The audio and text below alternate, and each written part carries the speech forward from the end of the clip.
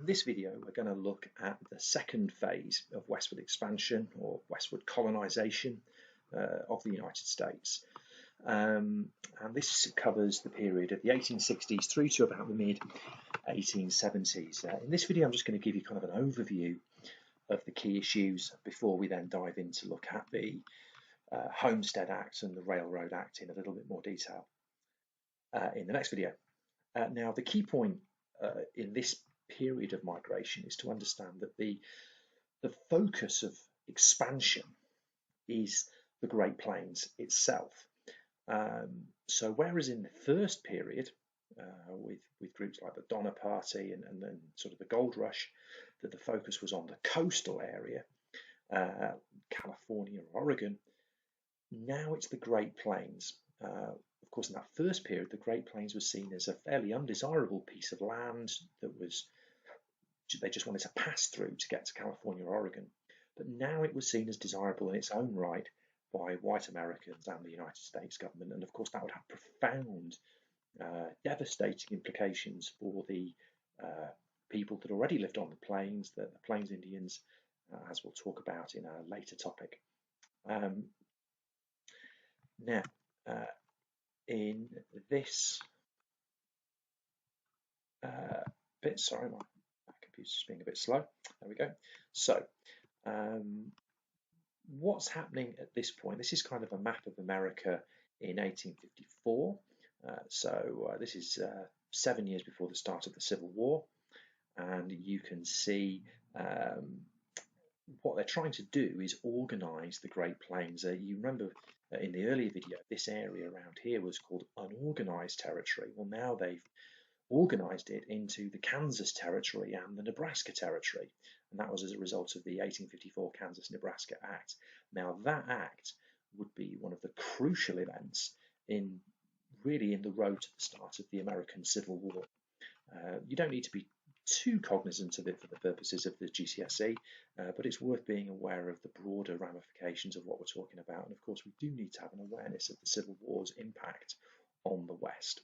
Okay, so you can see now that the United States has control over all of the land from East Coast to West Coast, but not all of it is organized as part of the United States. So California is properly part of the United States. That's become a state. But most of the rest of the land is known as territories, which are basically directly governed by federal government in Washington, D.C. over here. Obviously, they're very autonomous people are having to kind of fend for themselves in lots of ways out in these areas of land. Now, Kansas and Nebraska occupy the plains, and there were already settlers, as we can see, on the plains in that 1850s period before the Homestead Act that were trying to farm on the plains. And of course, it was very, very difficult to do so. And this image you'll have seen in your lessons in Year 9 kind of illustrates some of the problems that the white migrants faced trying to farm on the plains. You can discuss that amongst yourselves in terms of what those problems might be and the difficulties that they faced in doing so. Now, what were the factors encouraging this second wave of migration between 1862 and 76? What further prompts migration? We don't have a depression anymore. That 1830s depression has been solved really by the Gold Rush and developments. What's going on in this time period that's prompting people to move to the plains, particularly, and into the West more generally? Well, there's a whole host of things here, and as I've said, we're going to talk a bit about the Homestead Act and the Pacific Railroad Act in more detail, but there's a lot of other things going on that we'll perhaps touch on in other topics, or I'll just briefly mention now. It's important to note that lots of gold's still being discovered at this time. We see a massive gold rush to Colorado in the late 1850s into the early 1860s. That's a big trigger for conflict with the Plains Indians, as we'll see when we look at the Sand Creek Massacre in another week's time or so.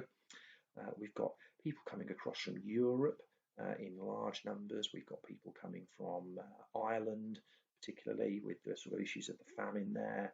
We've got people coming across from mainland Europe as well in large numbers coming into the cities like New York, for example, Boston, that are growing in the north, and many of those, see the opportunities that the West holds. So that's kind of New York, if you like, becomes a gateway from which people then proceed to go further west to um, benefit from the land that they could never have hoped to own back in Europe.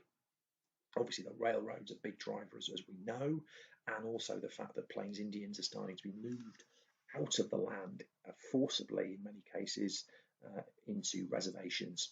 So the fear that many of the settlers had of the Plains Indians was a little bit reduced by that. We've also got the impact of the Civil War as well, and I will talk a bit about that in a moment. But we've got the slaves freed by President Lincoln's Emancipation Proclamation, 1863. We've got soldiers when they're demobilized after the war ends in 1865. These people are all looking for work, for new opportunities, and the West has some of those. We're also seeing the developments of industry and technology also increasing opportunities for people in the West. We're seeing the railroads linking factories with farmers.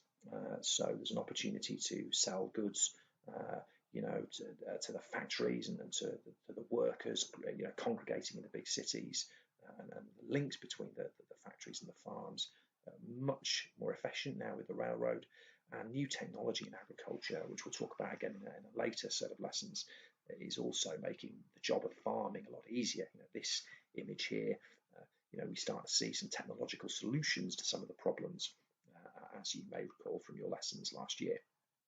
Now, before I finish, I want to just touch on the Civil War. It's a profoundly important event, and of course, as I'm sure you're seeing from the events in the news currently, as I talk about this here in June 2020, and sort of the protests in the USA, the legacy of the Civil War continues to, affect modern day American life. Now, what's going on and why is this relevant for the West? Well, in 1861, the southern slave states in the red seceded from the United States. They broke away to create the Confederate States of America, so literally a separate country. And that was primarily because, to cut a long story short, an anti-slavery president, Abraham Lincoln, had been elected in 1860. And the southern states viewed this as an intolerable threat to their what they perceived to be their right to continue to use slavery, which was essential, as they saw it, to the economy of the South, dependent on slave labor and agriculture. Of course, in the North, which was industrializing and modernizing, slavery was not an economically efficient system, and had been discarded by the North for quite a while by that point. Now, the war was a horrific conflict. Over 600,000 troops died on both sides. Huge amounts of violence and destruction, and ultimately the southern states were defeated, and with it, slavery was abolished as a result. Now, this was hugely important for the West in two key ways.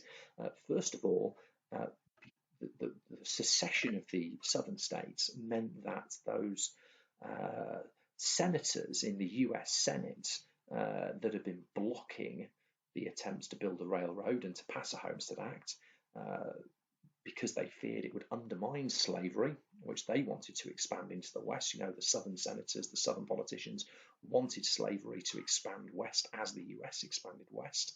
They'd been blocking the attempts to pass the Homestead Act and the Railroad Act, which had been discussed in Congress during the 1850s. Of course, with them leaving the US and therefore leaving the US Senate, they couldn't block that legislation anymore. So that's why those two acts are passed in 1862 during that Civil War period, because the southern senators, the southern politicians can no longer stop that from happening. And of course, the defeat of the South was very significant. The end of slavery was very significant because it meant that many people were looking to start a new life from the South, and many people saw that the West presented an opportunity to start a new life. So we see ex-soldiers, for example, going to work as cowboys and working in the cattle industry.